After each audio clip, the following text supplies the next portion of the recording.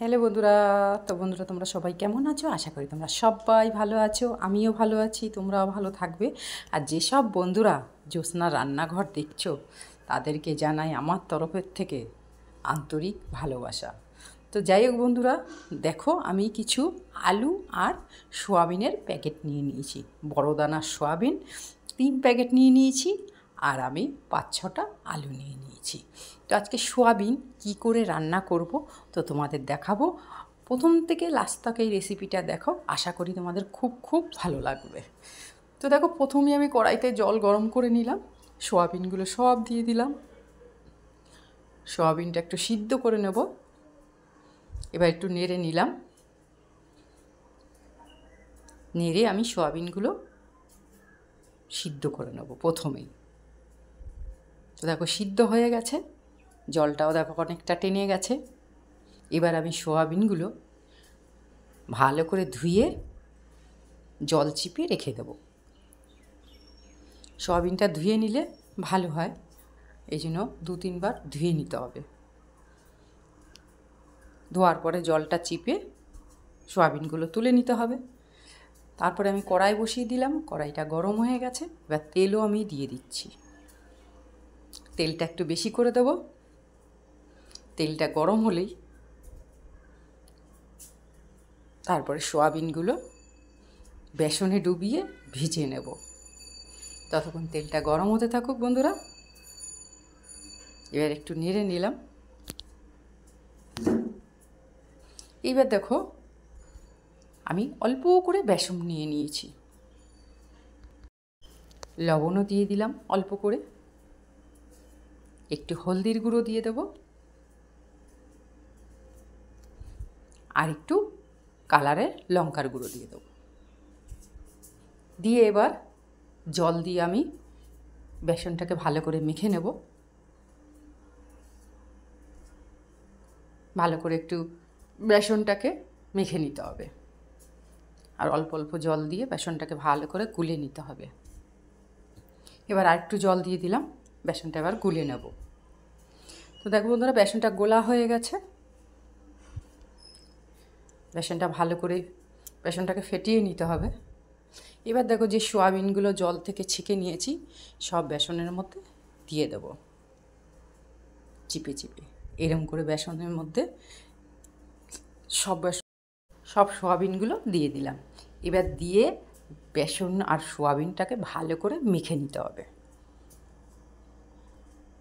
তো দেখো ভালো করে আমি মেখে নিচ্ছি, যেন সব সোয়াবিনের গায়ে বেসন লাগে, সেইভাবে ভালো করে মেখে নিতে হবে। মেখে 2-3 মিনিট রেখে দিতে হবে। তো দেখো আমি ভালো করে মাখিয়ে নিচ্ছি বেসনের গায়ে। এবার দেখো মাখা হয়ে গেছে। এবার আমি 2-3 মিনিট রেখে নেব। এবার দেখো তেলটা গরম হয়ে গেছে। এবার এক এক করে বেসনগুলো দিয়ে দেব, দিয়ে ভেজে নেব লাল লাল করে। বেসন আর সোয়াবিন এইভাবে আপনারা পকোড়াও ভেজে খেতে পারবেন। পকোড়াও খুব সুন্দর লাগে এইভাবে যদি আপনারা ভেজে খান, আর সোয়াবিনের তরকারিও বানাতে পারবেন। আজকে আমি সোয়াবিন আর আলু সোয়াবিনের কষা তরকারি বানাবো, খেতে কিন্তু খুব সুন্দর বন্ধুরা। আর দেখো এক পিঠ উল্টে দিয়েছি, পরের পিঠটা আবার একটু লাল লাল করে ভেজে নিতে হবে, বারে বারে একটু নেড়ে দিতে হবে।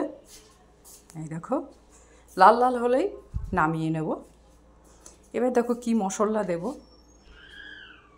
পেঁয়াজ নিয়ে নিয়েছি, প্রথমে রসুনগুলো নিয়ে নিলাম, তারপর আদা কুচি দিয়ে দিলাম অল্প করে, তারপরে 2-3 পিস মতন পেঁয়াজ দিয়ে দিলাম,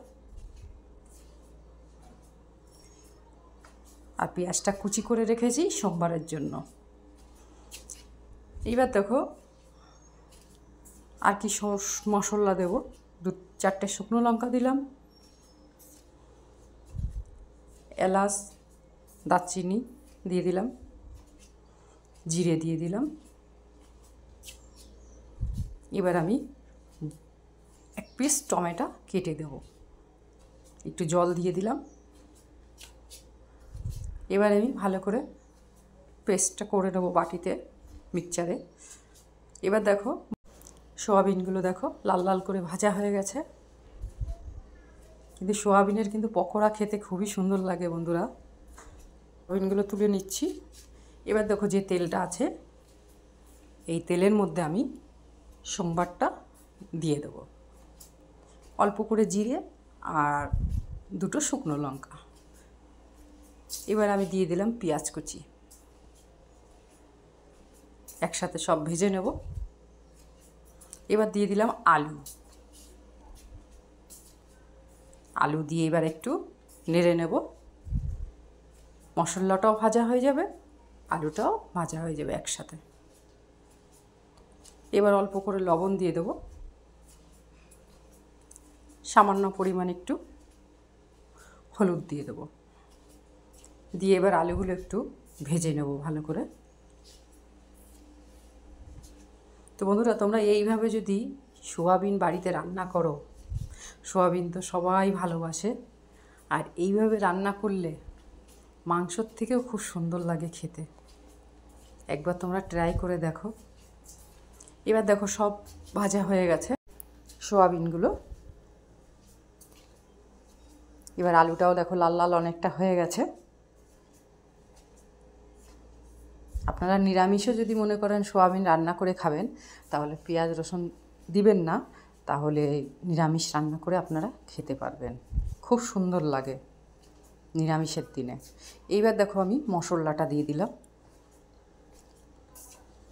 মশলাটা দিয়ে এবার ভালো করে আলুর সাথে কষিয়ে নেব মশলাটা। আলুটাও ততক্ষণে সিদ্ধ হয়ে যাবে, মশলাটাও কষানো হয়ে যাবে। ততক্ষণ হতে থাকুক বন্ধুরা। এবার দেখো লবণ দিয়ে দেবো মাপ মতন, হলদির গুঁড়ো দিয়ে দেবো মাপ মতন। এইবার কালারের লঙ্কার গুঁড়ো একটু দিয়ে দেবো। এবার একটু নেড়ে নেব, বারে বারে একটু নেড়ে দিতে হবে, মশলাটা কষিয়ে নিতে হবে ভালো করে। দেখো অনেকটাই কষানো হয়ে গেছে, আর একটু কষিয়ে নিতে হবে, মশলার জলটা টানিয়ে নিতে হবে। আর বেশিক্ষণ কষাবো না। এবার দেখো পুরো জলটাই অনেকটাই শুকিয়ে গেছে মশলার।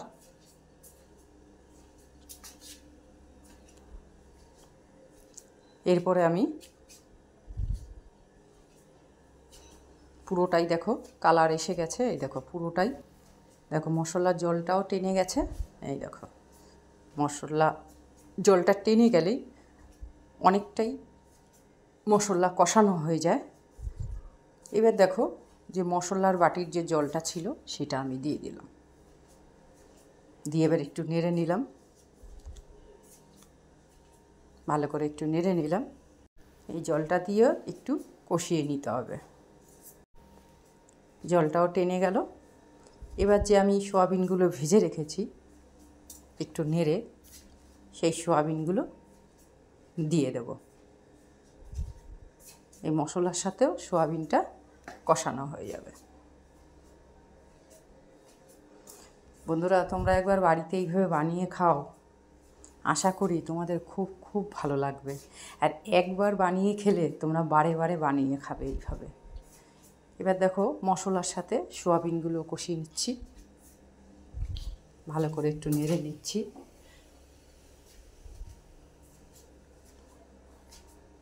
ততক্ষণ বন্ধুরা একটু কষিয়ে নিচ্ছি সোয়াবিন আলুগুলো।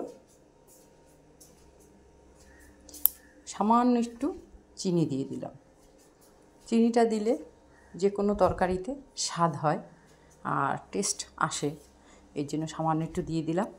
আর সামান্য পরিমাণ মাপ মতন জল দিয়ে দিলাম।